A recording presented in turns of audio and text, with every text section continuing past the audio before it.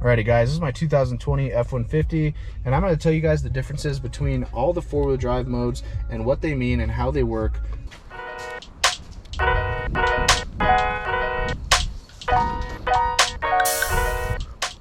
So we're going to start right off the bat. This is the Lariat Sport package, I believe, but this knob should look really similar if you have, I think, a 2015 up to 2020, and I think even the newer ones, I think they might have changed up the knob, but it's all the same stuff. So if you got 2 high, 4 automatic, 4 high, and 4 low, along with diff lock, this will show you everything about all these modes. So right off the bat, 2 high is just going to be your standard 2-wheel drive function. This is the interesting one and can be controversial between people, but this is 4A, and 4 automatic means what the car is going to do is, if it feels, you're essentially going to be driving in 2-wheel drive, but it's usually off acceleration, off stoplights and stuff, maybe on a slippery surface.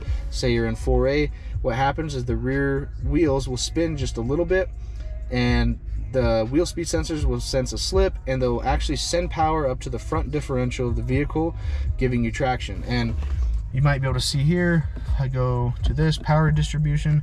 As you're driving, you'll actually see power go to the front wheels, but it might not be the full, 50-50 split like it would be in 4 high, and I'll explain that some more. So personally, I don't like driving in 4 automatic. I don't think you need it unless you're driving constantly, in some nasty mud or just snow or something. To me, it's just an extra wear of parts that you don't need to be doing, because it's using a clutch to differentiate that power between the front wheels and the back, or mainly just the front wheels. It's inside the transfer case, and it's not needed. I mean, unless maybe in your special situation it is, but if it really is, I would just go to 4 high. That's my opinion. Do with that what you will. But anyway, so that's 4 automatic. That's how that works. 4 high is just essentially 2 high, but you're locked in 4-wheel drive on this specific vehicle, and probably yours and most, unless you guys installed an aftermarket front locker or limited slip. Almost all vehicles are going to have an open front differential for safety reasons. So this vehicle is, standard with the diff lock. So what that's going to do is it's going to split. I'll show you here. It's going to split a 50-50 distribution between the front and the rear wheels, giving you just an even traction. It's not going to be sitting there using that clutch to differentiate power to the front. Maybe you just need a little. It's just going to be fully locked in at what it is. But this is still, you can switch these on the fly. It's okay if you're driving and you're not flooring it. Don't do this in loose traction surfaces. Just if you're gently rolling, maybe let off the gas. What I do is I usually let off the gas.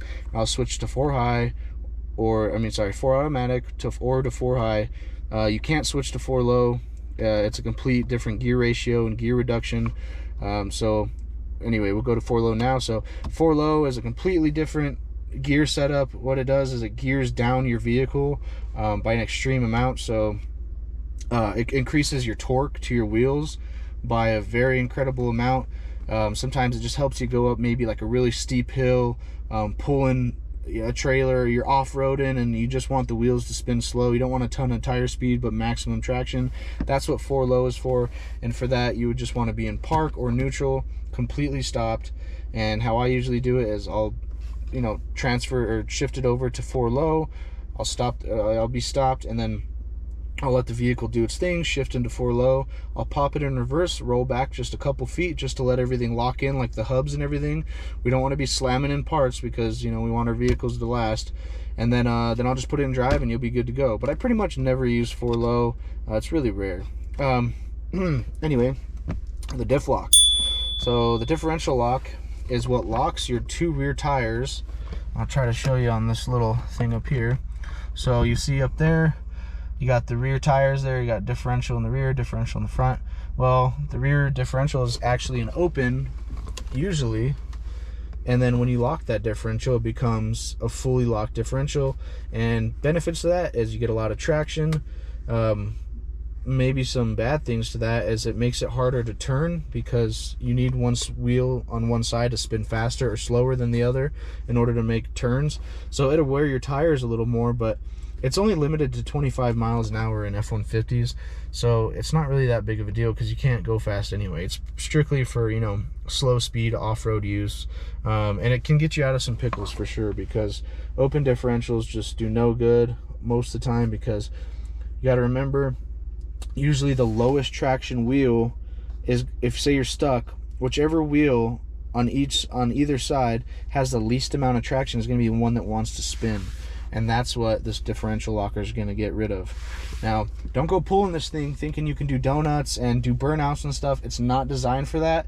And if you start spinning those wheels past 25 miles an hour, the safety mechanism in this vehicle is going to want to disengage that, because it doesn't want people going 80 miles an hour with a diff lock engage because of the safety thing I talked about earlier. It's not safe for turning and a bunch of other stuff, and it could put you into an uncontrolled slide if you don't know what you're doing. You know, if you're trying to purposely drift, which we all know is a ton of fun, this is not the way to do it in this vehicle, because it will slam in and out of diff lock. Usually out or in, and then it just does it, and that's it until you get back to speed.